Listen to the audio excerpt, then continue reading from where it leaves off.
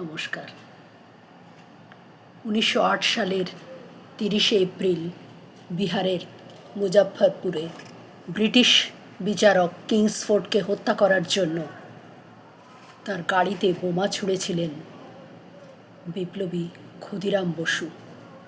কিন্তু ভুলবশত সেই গাড়িতে ছিলেন দুজন ব্রিটিশ নারী। তারা নিহত হন। এই হত্যার অপরাধে 1908 সালের 11ই আগস্ট মাত্র 18 বছর বয়সে বিপ্লবী ক্ষুদিরাম বসুর ফাঁসি হয়।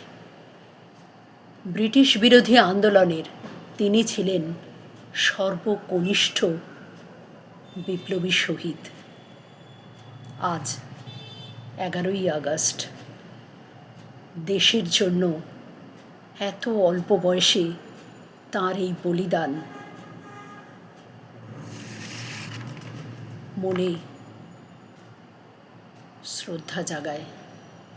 কবি সুজান মিঠির কবিতা ক্ষুদিরাম পাঠ করে আমি তাঁর প্রতি আমার সশ্রদ্ধ প্রণাম জানালাম। ক্ষুদিরাম ক্ষুদিরাম স্পর্ধা ছিল, ক্ষুদিরাম আগুন ছিল, ক্ষুদিরাম সাহস ছিল, ক্ষুদিরাম সারা দেশের নাম ছিল। এখন আর কোনো মা তার সন্তানের নাম ক্ষুদিরাম রাখে না, দেশের পতাকা মাড়িয়ে গেলেও রাখে না, দেশ পুড়িয়ে দিলেও রাখে না। হামাগুড়ি দিয়ে স্বার্থের গর্তে ঢুকে চুপ করে বসে আখের গোছায়, আর মাঝে মধ্যে বাইরে বেরিয়ে এসে এদেশের আর কিছু হলো না বলে বক্তব্য রেখে গোপনে তৈলাক্ত মাথায় তৈল লেপন করে আসে মানুষ।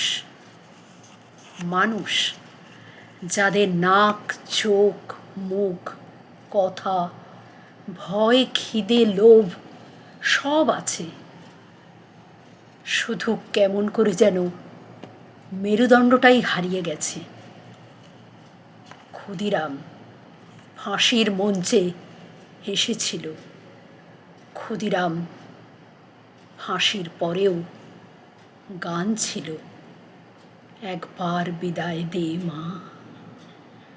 ক্ষুদিরাম ফাঁসির মঞ্চে হেসেছিল, ক্ষুদিরাম ফাঁসির পরেও গান ছিল, একবার বিদায় দে মা।